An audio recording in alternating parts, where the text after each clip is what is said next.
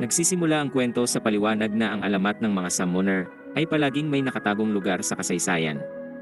Sila ay may kakayahan na tawagin ang lupa, ang mga patay, mga kaluluwa, at kahit na ang mga bituin.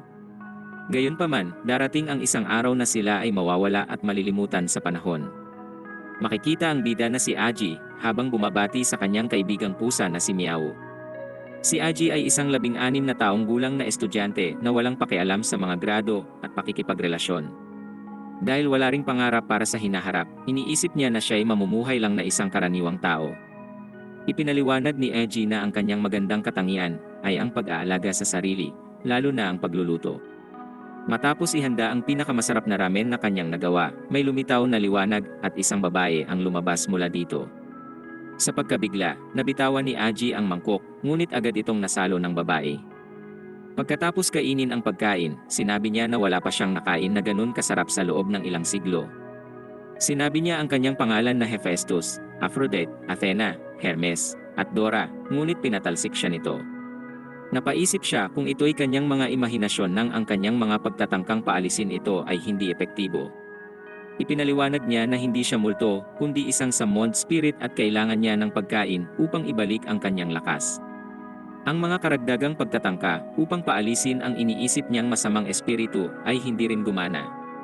Pagkatapos, nagpasya siyang pinakamainam na ito'y kausapin.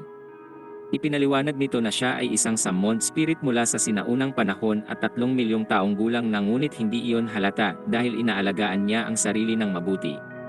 Bukod pa rito, may dalawa siyang anyo na isang kumpletong bersyon na gumagamit ng maraming enerhiya, ang kasalukuyan niyang power-saving na itsura. Ang mga summoner ay gumagamit ng pagkain at ritual upang tawagin ang mga espiritu mula pa noong sinaunang panahon. Sinabi ni Dora na hindi siya ang pumunta kay Aji at ito ang nagtawag sa kanya na ngayoy kailangan nitong panagutan. Umalis si Aji para sa klase at umaasang basta na lang itong lilipad sa ibang lugar sa oras na makauwi siya. Ngunit hindi iyon ang kaso. Sumunod ito sa kanya at ipinaliwanag na siya ay makapangyarihang Diyosa na maaaring tuparin ang lahat ng kanyang mga pangarap. Inalok niya ito ng lahat ng kayamanan sa mundo, kapangyarihan na higit pa sa imahinasyon, o kahit pa estado ng isang rockstar. Hiniling niya na sumama ito sa kanyang layunin na pamunuan ang mundo, ngunit sinabi lamang nitong pag-iisipan niya. Siya ay muling nagpakita habang ito ay nasa klase at humiling na huwag na siyang tumakas para makapirma na sila ng kontrata. Pinakita niyang walang ibang nakakakita sa kanya at umalis si Aji sa klase. Maya-maya, isang babae ang sumubok na magbigay sa kanya ng love letter, ngunit nagulat si Aji at sumigaw kay Dora na iwanan siya. Ang babae ay tumakbo palayo dahil akala niyang siya ang sinigawan nito at hindi makapaniwala si Dora sa ginawa ni Aji sa babae. Naisip niyang natawag niya ito gamit ang pagkain, kaya marahil ay magagawa niya itong paalisin gamit rin ang pagkain. Nagmakaawa siya na iwanan na siya at nagulat siyang makita na umiyak si Dora. Ipinaliwanag niya na ang summoned spirit na inabandona ng kanilang master ay nakatakdang maglakbay sa mundo ng mag-isa na parang multo sa loob ng ilan daang taon hanggang sila ay maglaho. Gayunpaman, tinatanggap niya ang kanyang desisyon at hiniling na lang na maglaan sila ng kaunting oras na magkasama upang kanyang masulit ang mga alaala sa natitira niya pang panahon. Habang sila'y naglalakad, binigyan niya ito ng kakayahang makita ang mundo na gaya niya. Ipinaliwanag ni Dora na bawat isa ay natatangi at espesyal sa iba't ibang paraan. Lahat ay may kakayahan na mag-summon, pero karamihan ay hindi talaga lubos na naunawaan ang mundo. Hindi nila ito nakikita, naririnig, o nararamdaman, at tanging hinahabol lang ang maliit na liwanag sa kadiliman. Gayunpaman, may ilan na talagang nagiging bihasa sa kapangyarihang ito, at sila ay tinatawag na summoners. Nakakagawa sila ng mga bagay na higit pa sa imahinasyon, ito man ay para sirain o iligtas ang mundo. Alinman sa landas ang mapili, posibleng matagpuan ang pagkatao sa paglalakbay. Pagkatapos, hiniling ni Dora na lakbayin nito ang bagong mundo na kasama siya at tinanggap niya ito. Isang marangyang pagliwanag ang lumitaw nang ang dalawa ay bumuo ng kanilang kontrata. Nagalak si Dora na siya'y nabitag at sa wakas ay nakuha niya ito. Tinanggap niya ang pagkatalo at sinabi ni Dora na siya'y naniniwala na totoong may talento itong maging summoner. Sinubukan ng dalawa ang ilang kapangyarihan habang sila'y lumilipad, ngunit hindi ito nagtagal dahil ang paglipad ay gumagamit ng maraming enerhiya at siya ay nagugutom na naman. Nang gabing iyon, ang dalawa ay naglagay ng benda sa kanilang mga sugat nang ang kuryente sa bahay ay nawala dahil hindi siya nakabayad. Pinaalala ni Dora na siya ay summoner na ngayon at ang dalawa ay gumamit ng spell na hindi lang pinaliwanag ang silid ngunit bahagya ring nakakagamot. Gusto niya pang malaman ang tungkol sa pinagmulan ni Dora at inalala nito ang kanyang nakaraan. Ngunit pagkatapos ng ilang masamang alaala, siya ay napagod at nakatulog. Kinabukasan, nag-aalala si Aji sa pananamit ni Dora ngunit ipinaalala niya na walang ibang nakakakita sa kanya. Nakita nila ang kanilang mga ginawa nung nakaraang araw sa balita at nagpasya silang huwag munang maging sentro ng atensyon sa ngayon.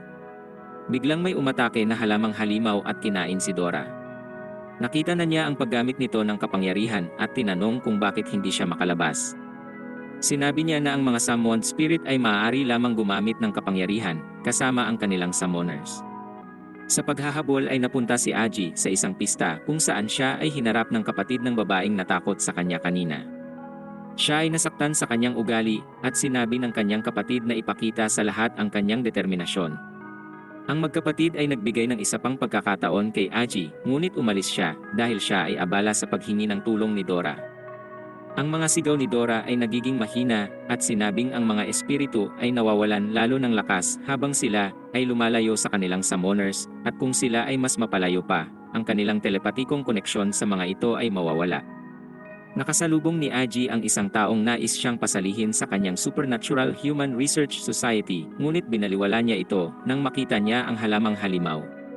Siya ay nagkamali ngunit naisip na natagpuan na niya kung nasaan ito matapos marinig ang pamilyar na musika sa malapit. Ang kanyang hula ay tama dahil ang tunog ay nagsisimula ng maging mas malakas ngunit siya ay nagsimula na ring mahilo at antukin. Napagtanto niya ang isang bagay ngayon. Nung isang araw ay ginawa niya ang lahat upang mapaalis ito at ngayong kinain na ito ng halaman, maaari na niyang hayaan na idispatsa ito para sa kanya. Ang kanyang bagong tagpong galit at malapit na distansya ang nagbigay kay Dora ng lakas upang makatakas.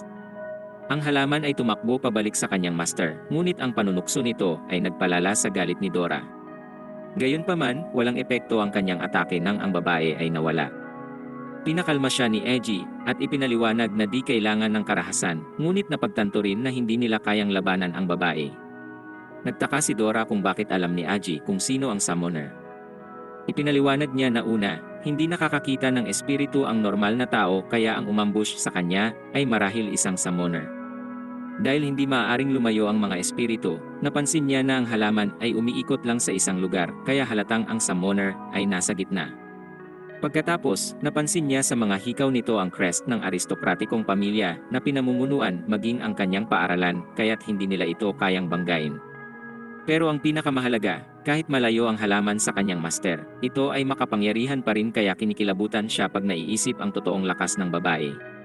Makikitang sa opisina ng prinsipal ay pinapagalitan ang babae sa kanyang kapabayaan at ipinaliwanag ng lalaki na hindi dapat sila mag-atubili dahil gusto niyang makita ang buong potensyal ng kanilang target. Pagkatapos nilang umalis, ipinahayag ng lalaki ang kanyang pagkasabik na makakita pa ng mga sorpresa mula kay Aji. Sa klase, ang babae ay lumapit kay Aji at iniwan ang sulat na nagsasabing siya ay maghihintay sa gubat pagkatapos ng klase. Nang matapos ang klase, sinundan si Aji ng isang grupo na gustong makita kung ano ang mangyayari sa pagtatagpo. Bago yon, si Aji ay muling hinarap ng kapatid ng babae kanina dahil siya ay galit pa rin para sa kanyang kapatid at ngayon ay inaagaw pa nito ang kanyang diyosa. Binaliwala niya ito at hindi maiwasang mapansin ni Dora kung gaano na ito kasikat ngayon. Sa gubat, nakita niya si Miao at pinuri ito sa kanyang kakayahan na magtago na parang multo. Ang grupo na sumusunod ay nagkagulo at si Aji ay binigyan ng direktang daan papunta sa babae. Inutos ng halaman na ibigay sa kanila si Dora, ngunit ipinaliwanag ni Aji na ito ay kanyang alaga at kahit mayroon itong ugali, siya ay napalapit na dito. Walang interes ang babae sa kanyang litanya at nagsimulang umatake. Si Aji ay desperadong umiwas at nagmakaawa sa tulong ni Dora habang ito ay naghahanap ng kanyang mga sandata. Ipinahayag niya ang higit pang pagkadismaya dahil lumalakas ang mga atake at wala pa ring ginagawa si Dora. Sinabi ng halaman na tapusin na ito dahil sapat na ang 30% lang ng kanilang tunay na lakas at atakihin na si Dora. Tumakbo siya para sa kanyang buhay, ngunit sa pagiging arogante ay nahuli siya nito. Nagulat ang halaman na makita na si Aji ay nagpakamatay kasama si Dora, ngunit mas nagulat sila nang ang dalawa ay lumitaw na walang pinsala. Ipinakita ni Dora ang kanyang asul na epikot antigong kutsilyo at sinabi ng halaman na hindi na sila mag-aatubili. Ang laban ay nagpatuloy sa pagiging pantay. Gayunpaman, si Aji ay gumamit ng isang kombinasyon upang putulin at talunin ang kalaban. Napahanga si Dora sa kanyang ipinakita, ngunit sinabi niya na sumabay lang siya sa agos at naghiwa na para lang itong kutsilyo sa kusina. Pinabalik ng babae ang kanyang halimaw at ginamit ni Dora ang pagkakataon upang gumawa ng huling atake. Ngunit nakatugon si Aji sa tamang oras upang pigilin ito. Ipinaliwanag na ayaw niya na sila'y maging mamamatay tao nang walang dahilan at ang babae ay hindi rin seryoso mula pa kanina. Humingi si Dora ng patunay at nakita niya ito nang siya'y umikot. Napakabilis ng pagbabago sa kanyang tono at ipinaliwanag na dumidilim na kaya't maaari silang ipaghanda ng masarap na pagkain ni Aji. Nainsulto ang halaman at ipinaliwanag na ang kanyang master ay hindi matakaw gaya nila. Gayunpaman, ang kanyang sikmura ay nagsimulang kumulo at ang sumunod na eksena ay nagpapakita na tinanggap nila ang alok. Nalasing ng kaunti ang halaman at ipinaliwanag na mayroon laging mabuti at masamang summoners at hindi bihira na sila'y maglaban kapag sila'y nagkikita. Gayon din, maaaring ang mga espiritu ay maging masama o tagapangalaga at ipinaliwanag na sila ang mga tagapangalaga ng lungsod na sinusubukan si Aji. Nakapasa sila at ngayon ay maaari na silang sumali sa kanila, ngunit tila nainis dito ang babae at umalis. Sa labas, sinabi ni Aji na naniniwala siyang ang masarap na pagkain ay maaaring iligtas ang mundo at sinabi nito na ang kanyang pangalan ay Hana. Sinabi ni Hana na nauunawaan niya ng mabuti ang pagkatao ni Aji, ngunit siya ay nagdududa pa rin kay Dora at patuloy nila itong babantayan sa susunod na 24 oras. Sa ibang lugar, makikita ang isang babae na humihingi ng tulong sa kanyang kapatid bago siya maglaho at siya ay nagising bigla at tumalon mula sa gusali. Maya-maya, ang paaralan ni Aji ay nagkagulo ng salakay nito ng mababangis na hayop. Naniniwala si Dora na ito ay panaginip o marahil isang bangungot dahil ayaw niya sa mabalahibong mga hayop. Makikitang ang babaeng pusa ang may kagagawan ng utusan niya ang isang grupo ng mga unggoy na umatake. Sinabihan ang lahat sa paaralan na lumikas sa gym, ngunit may ibang ideya si Dora. Nakita nila sa balita na hindi lamang ang paaralan, kundi ang buong lungsod ay nasa unang antas rin ng emergency. Ang babaeng pusa ay naglalakad sa kalsada, at hinahangaan ang kanyang gawa habang tinitignan ang mga uslak na taong nanginginig sa takot dahil sa kanyang kapangyarihan at mga hayop. Bigla siyang sinunggaban ni Aji, at pinagsabihan siyang huwag maging pabaya sa kritikal na mga sandali. Nakita niya ang kanyang kaibigang pusa na si Miawu, at iniligtas ito mula sa peligrosong lugar subalit natuklasan niyang hindi ito kailangan. Binalaan siya ni Dora na mag-ingat dahil hindi ito normal na babae. Mula sa itaas, natukoy ni Hana ang babae na kanyang target at ipinaliwanag na hindi dapat sila makakuha ng atensyon habang mabilis na tinatapos ang trabaho. Ang napakatinding kapangyarihan ni Hana ay ipinakita nang hulihin niya ang mga hayop at ang babaeng pusa ay nagmakaawa na huwag silang saktan. Tinanong ng halaman kung bakit niya pinakawalan ang mga hayop at ipinaliwanag niya na palaging naroroon ang mga ito ngunit ang mga tao ang mga sumalakay at kumuha ng kanilang lupa. Siya ay naniniwala na ang mga tao dapat ang nasa hawla kaya't lumala ang labanan. Desperado si Dora na sumali anuman ang panig na kanilang piliin, ngunit nais ni Aji na maghintay. Ang babaeng pusa ay napakabilis, ngunit si Hana ay nakakasabay. Lalo pang bumilis ang babae, at ipinakitang nagagamit rin niya ang kakayahan ng iba pang mga hayop. Hindi mapigilang matuwa ni Dora sa laban, dahil ang dalawa ay sobrang pantay. Gusto na ng halaman na tapusin ito, kaya't muling tinawag ni Hana ang halimaw na puno. Walang naging progreso, kaya't pinalakas pa nila ang halimaw kung saan ito ang nagbigay sa kanila ng panalo. Si Dora at Aji ay mga komentator na ngayon at ipinaliwanag na ang laban ay hindi pa tapos dahil mayroon pang tinatago ang babaeng pusa. Ngayong ang halaman ay nasa loob na ng punong halimaw, lalo pa itong napalakas ni Hana at ipinapakita rin ng babaeng pusa ang iba pa niyang mga kakayahan. Naniniwala si Aji na tatapusin ng dalawa ang isa't isa. Ngunit may bigla siyang napansin at tinanong kay Dora kung mayroon siyang hindi nakamamatay na sandata. Wala na silang oras kaya't nagsimula na siyang kumilos. Sa huling sandali, tinawag ni Dora ang kanyang mga kadena ng kaluluwa at nagtagumpay na pigilan ang laban. Ipinaliwanag ni Aji na walang kabuluhan na ituloy ang laban dahil natuklasan na niya kung sino ang summoner. Sinabi niya na ang babaeng pusa ay isang summoned spirit lamang at ang kanyang kaibigang pusa na si Meow ang summoner. Hindi niya alam kung bakit niya ito ginawa, ngunit sigurado siyang mayroon itong dahilan. Inasikaso niya ang mga sugat nito at naalala ni Meow na ganito rin ang kanyang ginawa noong una silang nagkita. Ipinaliwanag ni Dora na ang problema ay naayos na dahil napahinto na ang summoner, ngunit tumanggi ang halaman at inutos na ibigay sa kanila si Meow. Hindi ito ginawa ni Eji dahil kukupin niya ang pusa hanggang sa gumaling ito at pagkatapos ay saka sila magdedesisyon kung ano ang mangyayari. Ipinaliwanag ni Dora na maiging sila'y umatras dahil sa kanilang mga sugat at mas gugustuhin niyang hindi labanan ang mga sugatan. Sinabi ni Hana sa halaman na umatras, ngunit ipinaliwanag kay Aji na madidiskubre niya balang araw na maling kaibigan ang kanyang pinili at higit sa lahat ay maling kaaway. Pagkatapos ay makikitang kontrolado na ang nangyaring problema sa mga hayop. Si Meow ay nagsalita sa pamamagitan ng babaeng pusa at ipinaliwanag kung paano naging summoner ang hayop tulad niya. Ang pinakanakakamangha ay ang kanyang kapatid. Ngunit ang pagbanggit sa kanya ay ikinalungkot nito at ipinaliwanag niya na ang kanyang paghahanap dito ang nagdala sa kanya sa lungsod. Tila iniiwasan siya nito kaya't naisip niyang magsanhi ng malaking komosyon sa pag-asang mapansin siya nito. Sinabi ni Aji na huwag mag-alala dahil siguradong makikita niya ito at sa ngayoy tutulungan niya itong magpagaling. Ngunit makikita sa labas na sila ay pinagmamasdan. Kinabukasan, nagising si Aji sa paglalaro ni Dora at sa pagsagot ng doorbell ay nakita niya ang isang grupong naka-Amerikana. Sinabi nila kay Aji na siya ay inaanyayahan sa bahay ni Hana at hindi sila papayag na siya'y tumanggi. Dumating sila sa malaking mansyon at sinalubong sila ni Hana. Nagtanong si Dora kung ang amo ng bahay ay si Bruce Wayne habang ipinapakita ni Greenball ang kanilang advanced na mga security camera at electric fence. Nakita nila ang mga serbidor na nagtatrabaho at ang hardinero na dinidiligan ang mga halaman. Ang kanilang kusinero ay espiritu rin kaya't napaisip si Meow kung gaano karaming summoners ang naroon. Sinabi ni Greenball na iisa lamang at makikita nila ito sa lalong madaling panahon. Ipinaliwanag ni Greenball na dapat silang maging magalang sa harap ng estatwa ng unang pinuno ng mga Watcher at narinig ni Aji ang tinig ng isang babae na tumatawag sa kanya. Pagkatapos, nagkaroon siya ng pangitain tungkol dito, ngunit nagising siya nang subukan niyang lumapit at ipinaliwanag sa lahat na lumipad lang ang kanyang isip.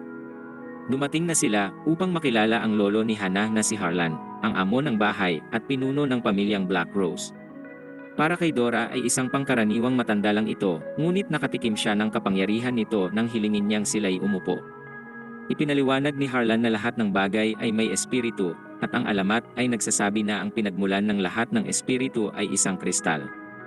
Nagkaroon ng mga digmaan para dito sa maraming siglo, at ang mga summoner ay nahati sa dalawang kampo. Ang isang panig ay hinahayaan ang likas na takbo ng bagay at pinangangalagaan ang balanse ng mundo. Tinatawag silang mga Watchers. Ang kabilang panig ay kinukuha ang lahat ng summoning powers sa kahit anong paraan upang pagharian ang mundo. Tinatawag silang mga Destroyers. Ipinaliwanag ni Harlan na lahat ng summoner ay kinakailangang magdesisyon sa huli at nagtanong kung pipiliin niya ang katarungan o kasamaan, ang pangangalaga o pagwasak. Sinabi ni Dora na pipiliin niya ang Avengers at pinili ni Meow ang Justice League. Ipinaliwanag ni Aji na sinabi sa kanya ng kanyang mga magulang na huwag sumali sa mafia dahil walang kinabukasan sa karahasan. Sinabi ni Harlan na alam niyang iniwan ito ng kanyang mga magulang nang siya ay 5 taon pa lang. Siya ay isang modelong estudyante na may 2 trabaho at kinukulayan niya ang kanyang buhok upang itago ang pagiging dilaw nito. Siguro rin ay mayroon pa siyang larawan ng kanyang mga magulang sa kanyang pitaka. Alam ni Harlan na naniniwala si Aji na lahat ng nangyari kamakailan ay nagkataon lang. Dahil hindi alam ni Aji kung sino si Dora o ang pagkakakilanlan ng kanyang mga magulang, nagtanong si Harlan kung naisip ba nito na maaaring konektado ang lahat. Gustong malaman ni Dora kung tama si Harlan at natagpuan niya ang larawan ng mga magulang ni Aji. Ipinaliwanag ni Harlan na alam niyang hinahanap ni Meow ang kanyang kapatid na ngayon ay isa ng kilalang kriminal sa buong mundo at assassin para sa mga Destroyer. Para kay Hana ay sumobra na si Harlan nang ang tatlo ay nabigla at inalok na sila'y manatili sa mansyon ng ilang araw upang masagot niya ang anumang tanong na mayroon sila. Hindi rin daw problema ang pagliban sa paaralan dahil siya ang prinsipal. Habang sila ay kumakain, binanggit ni Harlan na kakaiba si Dora at hindi niya masabi kung anong elemento ito. Ipinaliwanag pa niya na narinig niya kung gaano kaganda ang tunay na anyo nito. Ipinangako niyang ipapakita ito sa kanya dahil pagkatapos niya itong lapitan, siya ay gwapo rin pala. Bigla na lamang silang inatake ng isang malaking tao at sinabi ni Harlan na isa itong destroyer. Binanggit niyang ilang taon na ang nakalipas mula nang huli niya itong makaharap at sisiguruhing sa gabing iyon ay hindi na ito makakalabas ng buhay pati na ang kanyang mga kaalyado. Ipinakita ni Harlan ang kanyang kahusayan sa iba't ibang elemento, ngunit pagkatapos na ipakita ng lalaki ang kanyang sariling kapangyarihan, tinukoy niyang hindi naligtas ang lugar. Ipinaliwanag ni Hannah na sila ay makakasagabal lamang kung mananatili sila at sinabihan siya ni Harlan na mangakong pananatilihing ligtas si Aji. Nakalabas ang grupo, ngunit natuklasan nila na ang buong mansyon ay nawasak na. Nakiusap ang mga serbidor na tumakbo na sila para sa kanilang buhay, ngunit isang babae ang lumitaw para tapusin sila. Sinubukan ng grupo na labanan siya, ngunit labis siyang makapangyarihan. Sa gitna ng laban, napatigil si Miao dahil nakita niya ang kanyang kapatid sa malayo. Mabilis lang nitong tinapos ang ibang espiritu pati na ang kusinero. Masaya siyang sa wakas ay natagpuan na niya ito, ngunit hindi sila pareho ng damdamin dahil bigla siya nitong inatake. Kumilos si Aji, ngunit siya ay napunta sa isang pangitain kung saan siya ay niyakap ng isang babae na binabanggit ang kanyang pangalan at tinatawag niya ito na kanyang ina. Ang pangitain ay naging madilim at makikitang siya ay walang malay habang ginigising siya ni Dora. Sa itaas, ang laban ni Harlan ay umabot sa himpapawid at sinimulan niyang dominahin ang malaking tao. Inutos niya ditong sabihan ang kanilang leader na magpakita kung ayaw niyang matapos ang kanyang buhay. Nakita ni Hannah na angat sa laban ang kanyang lolo, ngunit hindi maganda ang sitwasyon ng sarili niyang laban. May bagong kaaway na lumitaw at sinabing sila ay magkasamang bababa sa kadiliman at hiniwa ang kanyang lalamunan. Napansin ito ni Harlan at nagawa niyang pigilin ang pagdugo, ngunit hindi niya nagawang tapusin ang paggamot dahil siya ay naistorbo. Sa parehong pagligtas kay Hannah at pagpigil sa kanyang kalaban, naambush si Harlan ng ibang mga destroyer at nabaril sa ulo. Naisip niya ang kanyang minamahal na apo at siya ay nagpakawala ng malakas na bugso ng enerhiya. Sinubukan ng mga destroyer na tapusin ang kanilang trabaho, ngunit naging mas malakas pa si Harlan sa kanilang inaasahan. Habang tinitignan nila ang kanyang matinding kapangyarihan, ang huling miyembro ng kanilang grupo ay lumitaw at sinabing matagal siyang naghintay para sa araw na ito. Binura niya ang lahat ng kapangyarihan ni Harlan at sinabing tapos na ang kanilang layunin at nagpaalam. Alam nilang buhay pa ang iba, ngunit sinabi ng kanilang leader na iwanan na lang muna ang mga ito dahil magiging kapaki-pakinabang sila sa hinaharap. Si Aji at ang iba ay lubos na nanlumo nang makita ang pangyayari sa balita. Ang ulat ay nagpapakita na ayon sa investigasyon ay kasalukuyang nawawala si Harlan at ang kanyang pamilya. Si Dora ay sobrang naiinis dahil hindi nila alam kung sino ang mga kalaban at nais niyang maghiganti. Ipinaliwanag ni Miao na mahihirapan silang hanapin ang mga ito dahil ilang taon niyang hinanap ang kapatid na sa huli ay naging kalaban pala. Sinabi ni Aji na kailangan nilang manatiling mahinahon dahil malaki ang pagkakaiba nila sa lakas at dapat silang mangalap ng impormasyon. Akala ni Dora ay naglalaro lang ito pero ipinakita niya na siya ay may natuklasan. Mayroong kumuha ng video ng buong laban at pagkatapos suriin ang account, natagpuan ni Aji na puno ito ng balita at artikulo tungkol sa mga summoner. Ang impormasyon ay tama kaya naniniwala siya na ito marahil ay isang summoner rin at ang paghahanap sa kanya ang susi para matagpuan ang mga destroyer. Umalis sila upang hanapin ang babae at iniwan si Green Ball para bantayan si Hannah at ipinangako ni Aji na pagbabayarin ang mga kalaban. Sa ibang lugar, makikita ang babae na gumagamit ng teknolohiya upang puwersahang mapahinto ang isang tren at ang isang eskalator na magbago ng direksyon. Ang kanyang mga kakayahan ay tila may malaking papel dahil makikitang binago niya ang ilang mga display sa buong lungsod. Dumating siya sa book signing ng kanyang bagong comic na Mo Summoner, ngunit tila walang may pakialam. Natagpuan siya ng 3 at nais ni Aji na suriin muna kung siya ay mabuti o masama, ngunit sinabi ni Dora na siya ay batang babae lang kaya papatulugin na lang nila ito at bubuhatin pabalik. Ang babae ay nalulungkot na wala siyang naibentang kopya at nagpasya na dapat siyang magdagdag ng mas maraming pasabog sa susunod. Dumating si Aji at pinuri ang obra na kanyang comic at ibinigay ng babae ang one-time offer na buy 1 get 10 free. Pumayag si Aji na bilhin ang lahat ng kopya para sa kanyang koleksyon at naisip ng babae na naging matagumpay ang kanyang araw. Binigla niya ito sa pagbubunyag na alam niya ang kanyang pangalan pati ng lahat ng kanyang mga nakatagong kaibigan. Napuno na si Dora at inutusan itong ibigay ang lahat ng impormasyon kabilang na ang tangkad, timbang, zodiac at horoscope. Sinagot niya ang lahat ng mga walang kabuluhang tanong at nais ni IG na malaman ang tungkol sa kanyang kakayahan. Ipinahayag niya na siya ay magaling lamang sa mobile games. Akala ni Dora na siya ay isang talunan, ngunit ipinakita ng babae na alam niya ang lahat ng sensitibong impormasyon tungkol sa pinakamakapangyarihang mga leader ng mundo. Alam niya rin na hindi sila tunay na inatake ng 5 destroyer kagabi, kundi 7. Hindi siya dapat baliwalain at ngayon ay alam na ni Aji na natagpuan niya ang tamang tao upang makatulong. Kinuha ni Dora ang telepono at inisip na ang babae ay manyakis dahil sa kanyang maraming kamera, ngunit ipinakita nito ang lahat ng teknikal na bagay na kaya niyang gawin dito. Bigla na lang silang inatake nang ang telepono ay nagpakita ng mga kahina-hinalang target na papalapit sa kanila. Tumingin si Dora sa kanya para sa susunod na hakbang at sinabi niya lamang na oras na upang tumakbo. Nagbabala siya na hindi sila dapat sumunod sa kanya dahil siya ang pakay ng mga humahabol. Nagtaka si Dora kung sino ang mga ito at ipinaliwanag niya na marami siyang mga kaaway tulad ng mga Russian arms dealer, American CIA, at kahit mga Mexican cartel.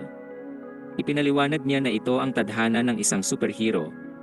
Pansamantala silang nakatakas ng sila, ay tumalon sa tulay. Kinontrol ng babae ang sasakyan at sinabi na ang habulan ay hindi pa tapos. May 4 na sumusunod na itim na mga espiritu't may mekanikal na katangian at sila rin ay destroyers. Inihayag niyang sila'y hinahabol dahil sinubukan niyang pasukin ang server ng Destroyer HQ at ang mga espiritu ay pagmamay-ari ng mukhang masamang destroyer na babae. Minaliit niya ang mga espiritu at sila ay tila mas mataas ng bersyon kumpara sa kanyang nakasanayan. Madali nitong iniwasan ang mga atake ni Miyawu at Dora, ngunit nagawa ng babae na patumbahin ang isa. Gayunpaman, nagpakawala ang iba pang mekanikal na mga espiritu ng serye ng mga atake na halos hindi na masalag ni Aji. Nagdasal ang babae na sana'y wala silang pampasabog, ngunit hindi ito gumana nang naglunsad ang mga espiritu ng mga misail. Masaya siyang makitang nagmintis ang kanilang mga atake, ngunit napagtanto niyang ang totoo nilang target ay ang tulay. Nagmakaawa si Dora para sa kanilang buhay, dahil tila matatalo na sila nang ang babae ay humingi ng tulong sa isang malapit na sasakyan. Gayunpaman, patuloy ang mga espiritu sa kanilang pagsalakay at ipinakita ng babae ang kanyang tinatago. Kinontrol niya ang transformer at madaling tinapos ang mga natitirang mekanikal na espiritu kahit pa may isang nagtangkang tumakas. Nagdiwang siya agad kaso'y makikita ang tagas sa Mecca, ngunit tiwala siyang hindi ito magliliyab. Nagliyab ito pero tiyak siyang hindi ito sasabog. Sumabog ang robot at naiinis siya sa kasinungalingan ng lahat ng anime dahil hindi naman siyentipikong posible ang mga Mecca. Bigla nilang nakita na ang babae ay nakasuot pala ng disguise at naalala ni Aji na ito ang batang lalaki mula sa pista. Naniniwala si Dora na siya ay isang crossdresser at sinabi niyang ginawa niya iyon dahil dapat itago ng mga summoner ang kanilang pagkakakilanlan. Dito'y inanyayahan siya ni Aji na sumali at maging mata ng kanilang grupo. Gusto munang mag-isip ng batang lalaki, ngunit inaamin niyang maaari itong maging interesante at ibinunyag ang kanyang pangalan na Stan. Maya-maya, ipinakita ni Stan sa grupo ang kanyang lihim na laboratorio, tahanan, at gumagalaw na fortress. Ipinaliwanag ni Aji na ang kanilang kasalukuyang layunin ay kumalap ng kahit anong impormasyon tungkol sa mga destroyer at ipinakita ni Stan ang isang mapa kung saan mayroon siyang mga markadong lugar na may pagbabago sa espiritual na enerhiya. Ang mga berdeng tuldok ay nagpapakita ng mga tulog na espiritu at ang mga pula ay aktibidad ng mga destroyer. Ang kanilang nakikita ngayon ay para sa nakaraang buwan, ngunit habang inililipat niya ang timeline, makikitang ang mga pula ay nagsisimulang lamunin ang mga berde ng matindi at ito'y nagpapahiwatig na ninanakaw ng mga destroyer ang mga espiritu. Ipinakita niya ang maraming berdeng tuldok sa kastilyo ni Harlan at kinumpara ni Aji ang atake ng mga destroyer sa pagnanakaw sa vault ng bangko. Sinabi rin ni Stan na wala gaanong summoning activity noon, ngunit pagkatapos ng March 17, ang espiritual na kapangyarihan ay nagsimulang magbago. Inisip nila kung ano ang espesyal sa araw na yon at ipinahayag ni AG na yon ang araw na nasamon niya si Dora. Hindi naniniwala si Stan na nagkataon lang ang mga ito at nagtanong kung sino talaga si Dora. Nag-aalangan siyang sumagot at hindi na rin ito pinilit ng grupo dahil mag-iimbestiga na lang sila kung saan nagkaroon ng mga laban kamakailan. Hindi sila makapaniwala sa kalagayan ng mansyon at nangako si Dora na maghihiganti ng ilagay ni Stan ang kanyang aparato sa Recon. Na-access niya ang alaala ng isa sa mga espiritu at ginamit ito kasama ng mga larawan ng satellite upang buuin muli ang lugar ng krimen. Natukoy niya na ang malaking destroyer ay may codename na Ruthless at gumamit ng portal upang mang-ambush mula sa itaas para iwasan ang kanilang depensa. Iniisip ni Stan na marahil mayroong isang dimensional summoner sa likod ng portal. Ang isa pang destroyer ay may codename na Flame na isang fire element summoner na gumagamit ng mga armas at pampasabog. Ang sumunod na destroyer ay kapatid ni Miawu na sinabi niyang naging ibang tao dahil sa isang bagay na marahil ay ginawa ng mga destroyer. Ang kanyang codename ay Crow at tulad ni Miawu, siya ay isang summoner ng mga hayop. Ipinaliwanag ni Aji na sa puntong iyon siya napunta sa isang kakaiba, ngunit pamilyar na lugar na naging isang bangungot. Naniniwala si Stan na ang kanyang isipan ay pinasok, ngunit hindi niya magawang makuha ang anyo ng destroyer na ito. Ang ika-6 na assassin ay ang nagpatumba kay Hana, at may codename na Shadow, isang summoner ng mga ilusyon. Ibinunyag ni Stan na ang nagbigay ng panapos kay Harlan ay ang boss ng mga destroyer. Hindi lamang siya nakakahigop ng mga espiritu, kundi pati na rin ng mga kaluluwa. Masasabing isa siyang Grim Reaper. Ipinaliwanag ni Stan na ang kanilang layunin sa pagsalakay ay nakatago sa malaking crater na kanilang iniwan. Pumunta ang grupo para suriin ito at binigyang credit ang Dimensional Summoner sa paggawa ng napakalaking pinsala. Ipinakita ni Stan ang larawan ng orihinal na estado ng underground chamber at nagulat sila sa lahat ng mga selyadong espiritu. Ipinaliwanag ni Stan na bilang mga watcher, ang pamilya ni Hana ay nagipon at nagnakaw ng mga summoned spirits ng ilang taon at kinulong dito para protektahan. Sila'y nalulungkot na si Harlan ay naghirap para iligtas ang kanilang buhay at sinabi ni Stan na siya ang pinakamalakas at pinakamaasahan na summoner na kanyang nakita. Pagkatapos, natuklasan nila ang bahagi ng batong katawan ng destroyer na si Ruthless at napansin na may kakaibang amoy ito. Nakilala ito ni Miawu na kakaibang bulaklak na lumalaki lamang sa Stone Forest.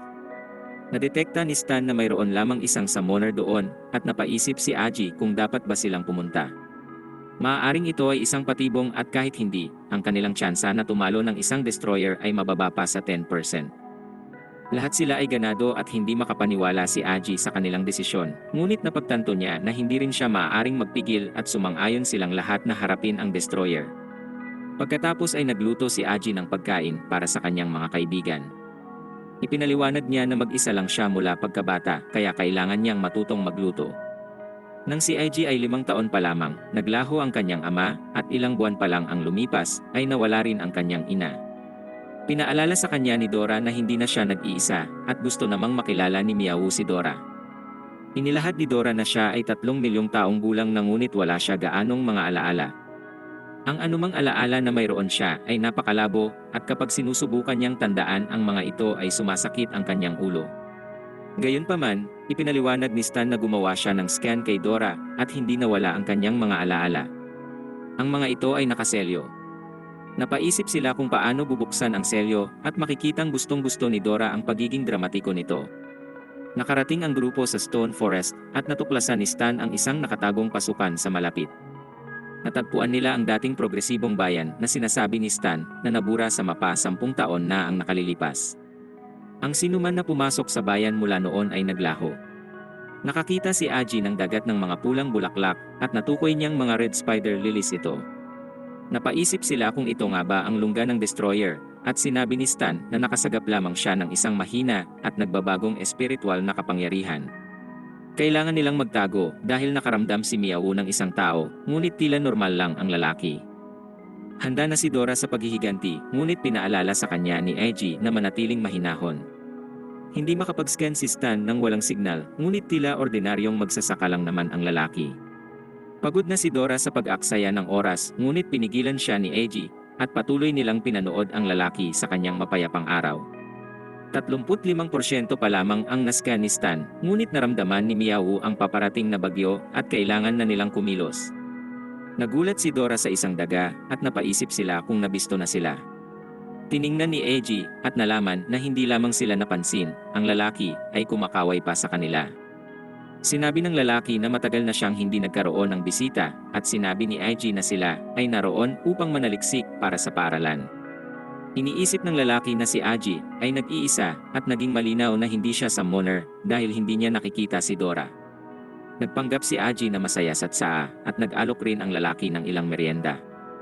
Tumanggi si Aji at ipinaliwanag ng lalaki na masaya siya na sa wakas ay mayroon siyang bisita matapos ang mahigit na 10 taon na nag-iisa. Ipinaliwanag ng lalaki na wala gaanong maaaring gawin doon at ang kanyang mga pagpipilian lang ay matulog o alagaan ang mga bulaklak. Sinabi niya na ilang taon na ang nakalipas, hindi magawa ng mga tao na makapagpatubo ng kahit ano doon. At isang batang babae ang laging nangangarap na magtanim ng mga bulaklak sa lugar na puro bato. Sinubukan niya itong gawin sa loob ng ilang taon. At nang siya'y mamatay, naisip ng lalaki na tuparin ang kanyang pangarap. Hindi siya sigurado kung bakit, ngunit pagkatapos niyang mamatay, ang mga bulaklak ay nagsimulang tumubo at pinagpatuloy niya ito ng 10 taon. Ang sken ni Stan ay patapos na ngunit masyado ng huli. Narito na ang bagyo. Iniisip ni Aji na dapat silang magtago, ngunit hindi na sumasagot ang lalaki. Bumubulong siya sa kanyang sarili tungkol sa mga bulaklak at nawalan ng kontrol nang ito ay salantain ng malakas na hangin. Nagulat si Stan sa resulta ng scan, ngunit wala na siyang oras upang ipaliwanag at sumigaw na dapat nilang tapusin agad ang lalaki. Gayunpaman, masyado na silang huli at ang katawan ng lalaki ay nagsimulang magbago. Panandaliang humingi ng tulong ang lalaki, ngunit napagtanto niya na masyado ng huli at sinabing ang kanyang ibang pagkatao ay narito na. Naalala ni Aji ang kalaban na ito na nagngangalang Ruthless mula sa gabi ng laban. Halos hindi nakadepensa si Aji at walang epekto ang mga atake ni Miao sa makapal na balat ng lalaki. Walang silbi ang paggamit ng mga normal na armas, ngunit sinabi ni Dora na mayroon siyang plano. Ngunit kailangan niya ng oras upang isamon ito at hiniling sa kanyang mga kaibigan na protektahan sila sa sandaling iyon. Mahusay ang ginawa ni Miao sa paggamit ng kanyang bilis at pag-iwas sa mga atake, ngunit nag-aalala si Stan sa kung ano ang mangyayari kung siya ay tamaan. Sa sandaling iyon, nagawa ni Ruthless na hawakan siya at ibinato siya sa lupa na nagdulot ng malubhang pinsala. Si Stan naman ang humarap kay Ruthless at sinabi na maaari niya silang mabigyan ng 3 minuto. Gayunpaman, kung mamamatay siya ay gusto niyang dalhin ang lahat ng kanyang anime at mga laruan sa kanyang libingan. Nagsimula si Stan ng isang pagsusuri subalit siya'y inatake. Gayunpaman, makikitang mabilis rin si Stan at inilahad ng kanyang scan na si Ruthless ay nagpapakita ng malubhang trauma sa kanyang utak. Ginagamit ni Stan ang holographic projection upang iwasan ang mga atake at ipinaliwanag na si Ruthless ang pangunahing suspect sa hindi bababa sa 100 malawakang terorismo.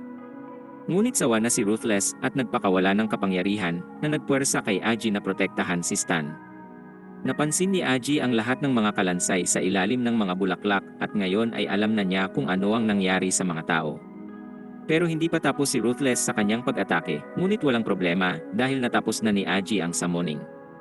Tinanong ni Dora kay Aji kung nararamdaman niya ang bugso ng enerhiya na dumadaloy at ipinaliwanag na ibinabahagi niya ang lahat ng kaalaman tungkol sa mga armas na maaari nilang gamitin. Hindi na kailangang mag-isip ni Aji ngayon at maaari na lamang siyang umatake. Siya ay sumalakay ng walang iniisip at ginamit ang kanyang intuisyon upang wasakin ang ilang bahagi ng balat ni Ruthless. Ang isang atake sa core ni Ruthless ang nagpahina sa kanya, ngunit hindi ito sapat at sinamon ni Aji ang martilyo ni Thor upang tuluyang tapusin si Ruthless. Ang laban ay nagwakas na at bumalik ang lalaki sa kanyang dating sarili, ngunit nais pa rin ng grupo na wasakin ang kanyang core.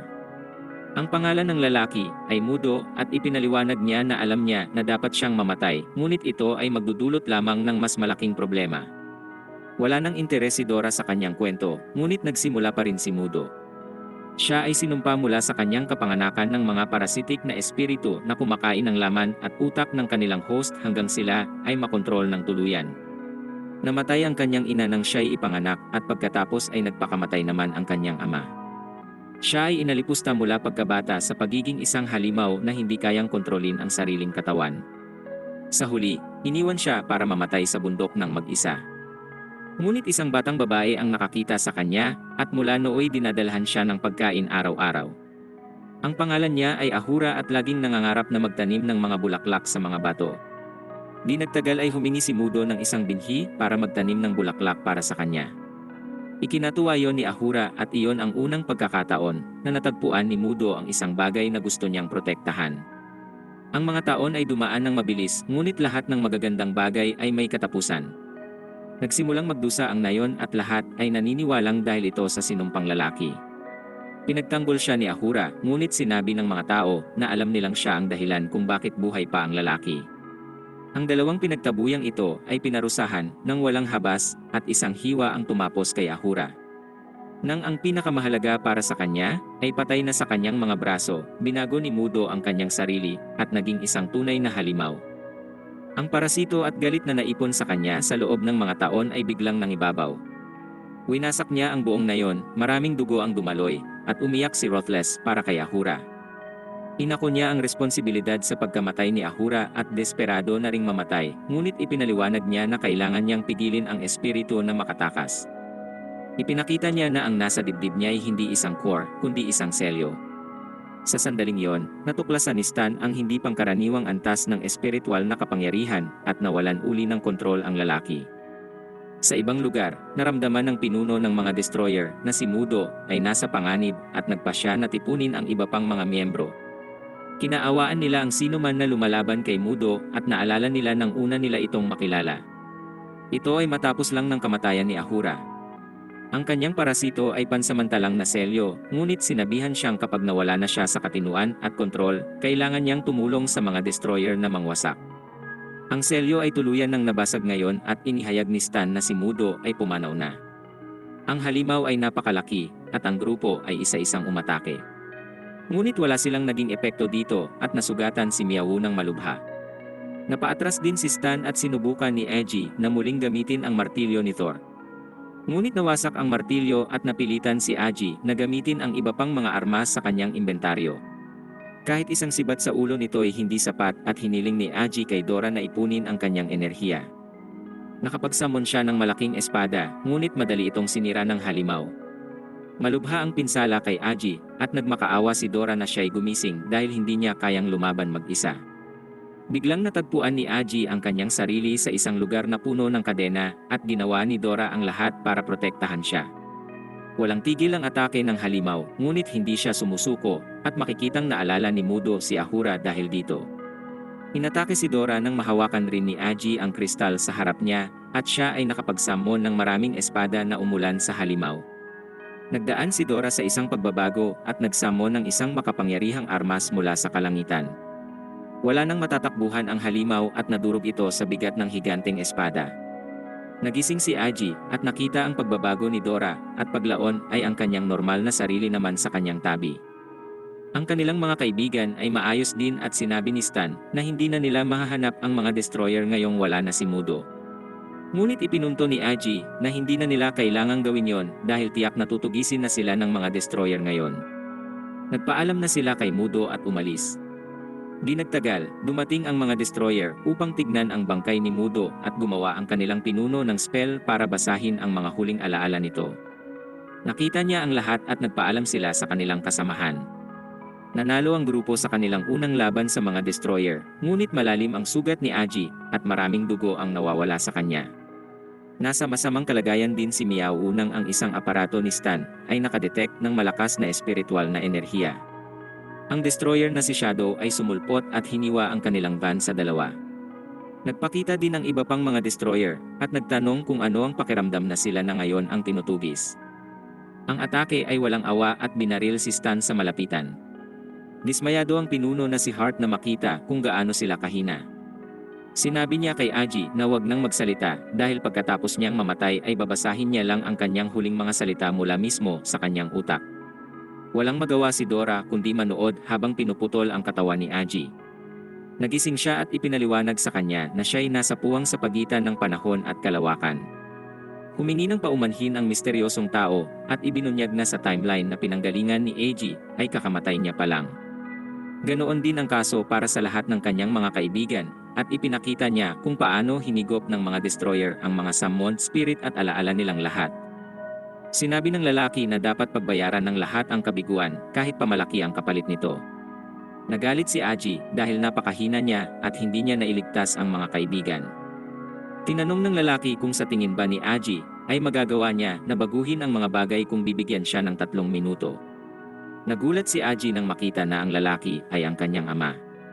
Tinulak nito si Aji na gawin ang kanyang makakaya at sinabing aantayin siya nito sa Demon's Furnace kapag natapos na ang lahat. Nagulat si Aji na nagkaroon nga siya ng 3 minuto at sinabi sa kanyang mga kaibigan na makinig ng mabuti. Ilang sandali pa'y dumating si Shadow at hiniwa ang van sa dalawa. Ngunit sa pagkakataong ito'y ang van ay walang laman at mayroon lamang bomba. Kinumpirma ni Stan na isa sa kanila ay natamaan ng pagsabog, ngunit tiyak si Aji na wala pa rin silang sapat na oras. Nagmadali silang kunin si Hana, ngunit nagulat silang makita na wala siya roon at nagiwan ng isang sulat. Ipinaliwanag ni Stan na ang mga destroyer ay nasa layong 2 kilometro lang, ngunit ibinunyag na nakahiram siya ng helicopter mula kay Hana.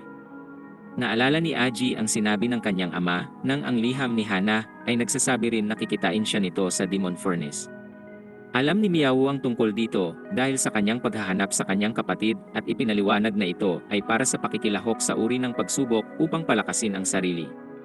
Kinumpirma ito ni Stan at sinabi na dati ay ito lang ang tanging paraan ng mga apprentice para maging ganap na summoner.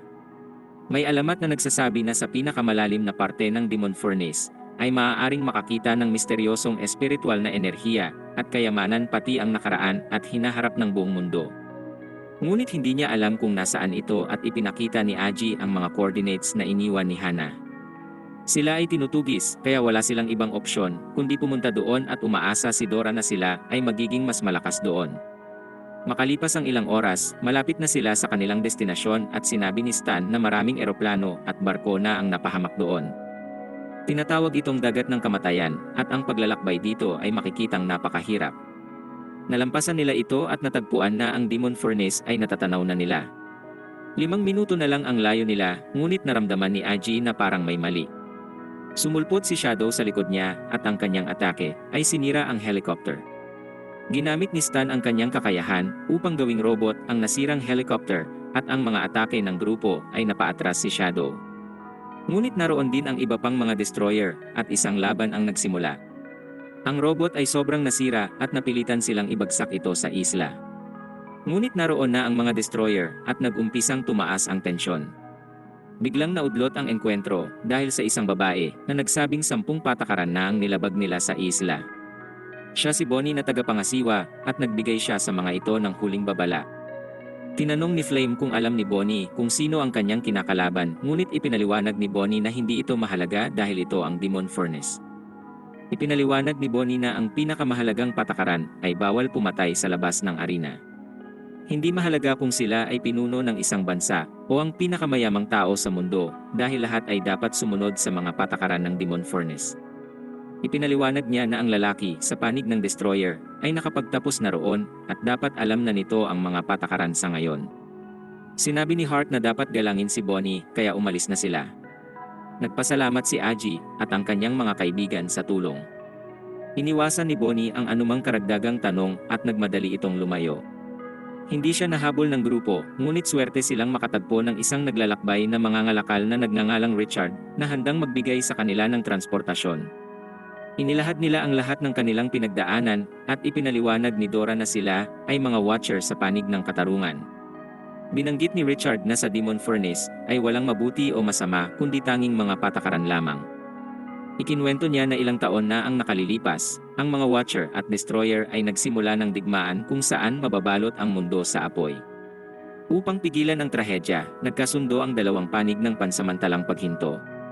Ang maliit na isla ay nilikha at ngayoy ang dalawang panig ay tinatapos na ang mga di pagkakasundo batay sa mga patakaran sa arena.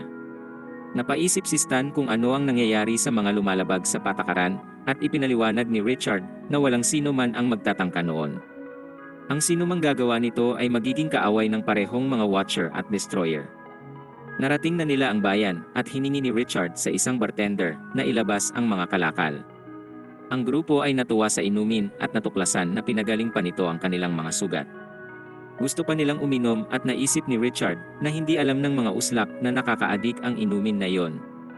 Nagkaroon sila ng napakalaking bill, ngunit sinabi ni Richard na siya na muna ang bahala at bayaran na lang siya ng mga ito sa susunod. Ang Furnace Town ay isang masiglang lugar, ngunit tinatawag rin itong Loser's Town. Ito ay dahil ang lahat ng naninirahan doon ay natalo sa Demon Furnace. Huminto sila sandali sa isang tindahan at pinagmasdan ang lahat ng kahangahangang kasuotan. Ang lahat ng kanilang damit ay naayos na at sinabi ni Richard na sa susunod na lang rin siya bayaran para dito. Ayaw na ni Aji na maglibot kaya nagtungo na sila para magparehistro. Umakyat na sila patungo sa Demon Furnace at hindi na nila mapigil ang kanilang kasiyahan. Narating ng grupo ang tuktok at maririnig si Bonnie na bumabati sa lahat. Sinabi niya na ang mga tao ay nagmula sa lahat ng sulok ng mundo upang lumahok at walang anuman ang naghihiwalay sa kanila. Lahat sila ay sumasailalim bilang mga summoner. Maaari silang maging alamat o mamatay sa pagtatangka. Ginanahan ng lahat sa kanyang talumpati at sinabi ni Bonnie sa kanila na pumasok sa isa sa 4 na pinto upang magparehistro. Pinahinto ang grupo at sinabihan sila na ang bayad sa rehistro na 2 milyon ay dapat bayaran ng maaga. Binayaran ni Stan ang kanyang sarili at ipinaliwanag na pinasok niya ang mga account ng kartel upang makakuha ng pera. Inirekomenda ng isang lalaki na magtungo sila sa ibang pinto at nagbayad ng cash. Ang ikalawang pinto ay tumatanggap ng summoners batay sa kagandahan at ipinakita ni Dora ang kanyang tunay na anyo upang agad na makapasok. Kasama niya si Aji, ngunit agad na tinanggihan si Miao dahil wala siyang itsura o hugis. Ngunit ang ikatlong pinto ay sumusukat ng lakas at pinahiya ni Miao ang lalaki sa harap niya nang madali siyang nakapasa. Nakipagkita si Richard sa kanila sa loob at ipinaliwanag na nakapasok siya sa pamamagitan ng huling pinto na sumusuri sa reputasyon ng isang tao. Ito ay para sa mga sobrang yaman at kilala at ipinaliwanag na maraming kilalang tao ang pinipeke ang kanilang kamatayan upang makalahok sa mga pagsubok. Nagtanong si Dora kung sikat si Richard at naisip niya na sa katunayan ay isa siyang kilalang kriminal na kabilang sa 10 pinaka-wanted na tao sa mundo. Pagkatapos ay ipinakita ni Bonnie sa lahat ang arena ng Demon Furnace na may 100 palapag. Ang mga kompetisyon ay tulad ng isang hagdang papuntang langit at mas humihirap ito sa kanilang pagbaba, ngunit ang mga gantimpala ay mas gumaganda rin. May ilang mga lalaki ang nag-uusap na hindi sila nakalagpas sa ika-5 palapag matapos ang ilang ulit at sinabi ni Richard na ang pinakamalayo niyang narating ay ang ika-9. Inihayag ni Dora na haharurot siya hanggang ika-100 palapag at si Aji ay napaisip kung anong palapag niya matatagpuan ang kanyang ama. Ipinakita ni Bonnie sa kanila ang mga checkpoint at ipinaliwanag na mayroong isa nito kada 10 palapag. Kailangan nilang manatili ngayong gabi sa magarbong hotel at ang unang round ng elimination ay magsisimula sa susunod na araw. Naamoy ni Miao ang ilang pagkain at ang grupo ay nagsimulang hanapin ito. Ipinaliwanag ng lalaki mula kanina na ang mga baguhan lamang ang kumakain ng pagkain doon at hindi pa nila alam na ang mga pagsubok ay nagsimula na.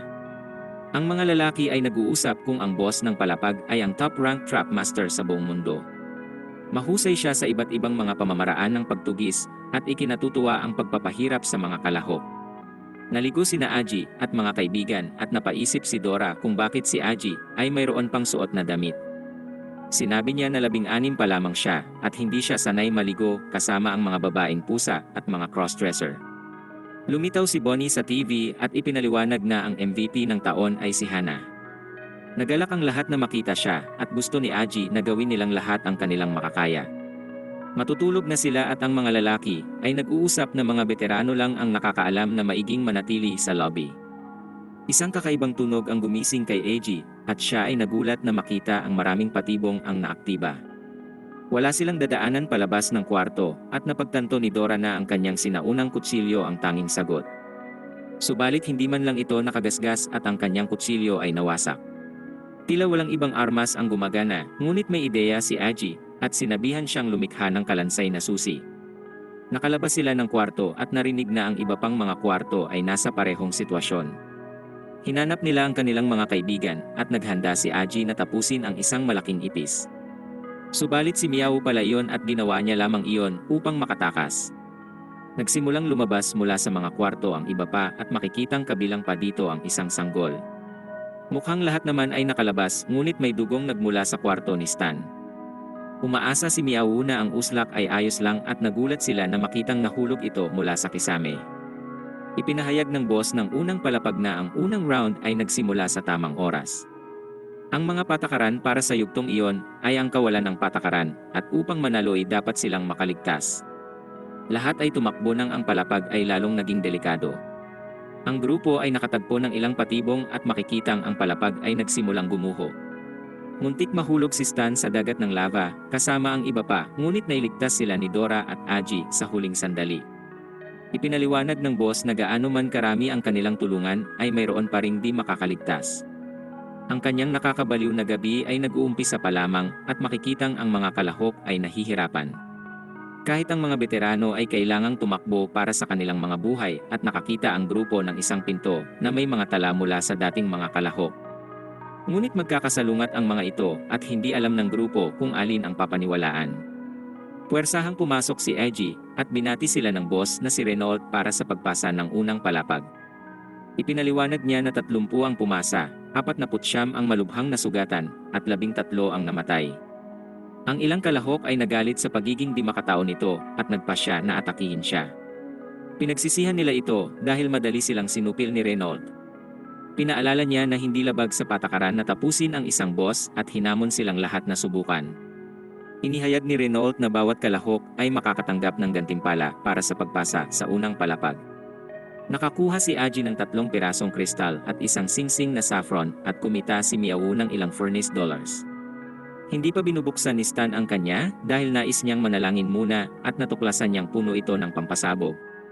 Ngunit sinabi ni Renault na yon ang jackpot at ipinahayag na ito ang tiket papunta sa ikalawang palapag. Ang lupa ay gumuho mula sa pagsabog at sila ay binigla ni Bonnie na nagpapanggap na multo. Tumulong lamang siyang pag-aangin ang loob nila at tiniyak na ang iba pang palapag ay magiging patas, lalo na ang ikalawang palapag dahil si Bonnie ang boss doon. Ang susunod na pagsubok ay karera. Sa pagliwanag ng silid, lumitaw ang isang malaking racetrack at ipinaliwanag ni Bonnie na walang mga patakaran. Kailangan lamang maikot ng 20 beses ang track upang pumasa at ang unang 15 kalahok na matatapos ang mananalo. Ito ay ipapalabas para makita ng lahat at umaasa si Aji na ang kanyang ama o si Hana ay nanonood sa kanila. Kumpiyansa si Miao sa kanyang bilis at sinabi ni Dora na mas mabilis siya dahil sa kanyang mga pakpak. Karaniwang umaasa si Stan sa mga sasakyan, ngunit sa kawalan nito, nag-aalala si Aji para sa kanya. Ang mga veterano ay nag-uusap kung paano sila naghanda at mayroon silang lihim na sandata. Ngunit ang kanilang lihim na sandata ay hindi nakakamangha at inanunsyo ni Bonnie na ang karera ay magsisimula na. Lahat ay panandali ang naghanda at nagsimula na ang karera. Sa ibang lugar, isa sa mga destroyer ang nagtanong kay Hart kung sigurado bang gusto niyang gisingin ang isang mapanganib na tao. Tiyak si Hart at ipinaliwanag na ito ang pinakamagandang regalo para kay Aji. Ginamit ni Miao ang kanyang bilis ng cheetah upang makuha ang unang pwesto, ngunit malapit siyang sinundan ng isang flying squirrel ninja. Ipinaliwanag ni Bonnie na sa ikatlong pwesto ay ang high school student na kasama ang kanyang jowa sa paglipad. Marami pang mga kalahok ang humahabol at kasama na rito ang isang ama na sinama ang kanyang anak. Ang manga artist ng Hunter x Hunter ay tila nasa karera rin at nadismaya na namataan siya. Sumibat si Hiro upang iwasan ang pagpirma ng mga autograph at gumuhit ng mga linya na nagpabilis sa kanya. Si Bonnie ay napaatras at sinabing ito ay ang Dark Horse na si Stan. Siya ay nasa racket at agad nilampasan ang iba pang mga kalahok. Ipinaliwanag niya na ninakaw niya ito mula sa isang malapit na base militar. Ang pinakamabilis na mga kalahok ay malayo na ang agwat at ilang laps na ang pagitan sa mga pinakamabagal. Ngunit napansin ni Aji ang isang bagay. Ang mga kalahok sa huling pwesto ay nagsimulang maunawaan na hindi nila kailangang maging mabilis at kailangan lang nilang pabagalin ang lahat. Isa sa mga veterano ang naramdamang siya'y tinraidor, ngunit ipinaliwanag ng isa pang veterano na walang mga kaibigan sa Demon Furnace at tanging mga kaaway lang. Hindi maiiwasan ni Dora ang mga bala kaya't sinabi ni Aji na dapat nila itong ibalik sa nagpadala. Ang mga kalahok ay nagsimulang gumamit ng kanilang kakayahan upang makakuha ng kalamangan at si Miao ay sinubukang pigilan ang taong gumagamit ng nerve gas. Hindi niya maatake ang hangin, ngunit ipinaliwanag niya na meron siyang kaibigan na may kakayahang kontrolin ito. Gumamit ang isang kalahok ng espada upang takutin ang iba pa at sinubukan ni Stan na tamaan siya ng kanyang misail. Hindi ito gumana at kinakailangang iligtas ni Hiro si Stan. Ipinaliwanag niya na ang pagkakaibigan at pagsisikap ay mas mahalaga kaysa tagumpay at tinapos ang kanyang kalaban sa isang kumpas. Pumayag si Hiro na bigyan ng autograph si Stan at inanunsyo ng mas mababa na sa 15 ang mga kalahok. Ang kailangan na lang nilang gawin ay makarating sa dulo upang manalo. Sa ibang lugar, nagduduelo ang mga miyembro ng Destroyer at natuklasan nilang sila'y magkapantay. Ginamit ni Flame ang kanyang nakakamanghang paggamit ng baril, ngunit nakontra ni Shadow ang bawat atake nito. Naputol ang kanilang laban at ipinahayag ni Flame ang kanyang inis na hindi pa nila sinasakop ang Demon Furnace. Ang mas batang destroyer na si Space ay ipinaliwanag na binisita niya ang Demon Furnace noong sila'y nasa isla. Ang kanyang pagtatangka na pumasok ay nabigo at siya'y hinabol ng seguridad. Natukoy nilang may espesyal siguro itong barikada na nakapalibot dahil hindi gumana ang kakayahan ni Space. Sinabi ni Space na siya ay pumunta na lang sa bayan at nakakita ng isang lumang telebisyon na kanyang binili. Hindi interesado ang mga babae, ngunit ipinakita ni Space na nakikita niya kung ano ang nangyayari sa Demon Furnace gamit ito. Nagalit sila sa layo ng narating ni Aji at ng kanyang mga kaibigan at makikitang ang susunod na palapag ay kompetisyon sa pagluluto. Siyempre, dito talaga angat si Aji at nabighani ang mga hurado sa kanyang pagluluto. Hindi gaanong bihasa si Miao, ngunit nagawa niyang gumawa ng maayos na fruit bowl. Ang mga kalahok ay lumipat sa ika-4 na palapag kung saan musika ang magdedesisyon kung sino ang magpapatuloy. Nagkagulo ang lahat ngunit hindi na interesado si Flame at sinabi niya na sobrang dali ng kanilang ginagawa. Dumating si Heart at ipinaliwanag ni Flame na naiinis siyang makita ang kanilang mga kaaway na nagsasaya. Napagtanto ni Heart na hindi pa pala nakakapunta ang mga babae sa Demon Furnace at pumayag siyang bisitahin si Aji. Inutos niyang dapat ay may kasama sila at sabihin kay Aji na siya ay nagpadala sa kanilang lahat ng regalo. Sa Demon Furnace, ipinaliwanag ni Bonnie sa mga elder na ang paligsahan ng season na ito ay patuloy pa rin. 72 ang nagparehistro at tanging 15 na lang ang natitira. Nilista niya ang lahat ng natitirang mga kalahok at ipinaliwanag na kalahati ng mga natalo ay nagparehistro ulit at magsisimula uli sa unang palapag. Natuwa ang mga elder na makita na ang lahat ay umaayon sa plano at ipinakita ni Bonnie na matagumpay silang nakakolekta ng 30,000 tonelada ng espiritual na enerhiya. Isa sa mga elder ang nagpaliwanag na handa na ang teleport gate at iniutos sa kanya na paganahin ang sacrificial program. Pinadala si Bonnie sa ika-100 palapag kung saan niya natagpuan ang pinagmulan ng lahat ng mga espiritu, ang diyosa na si Pandora. Ang lahat ng espiritual na enerhiya na nakolekta mula sa paligsahan ay isasakripisyo sa kanya sa pag-asang magigising ang diyosa sa kanyang pagtulog.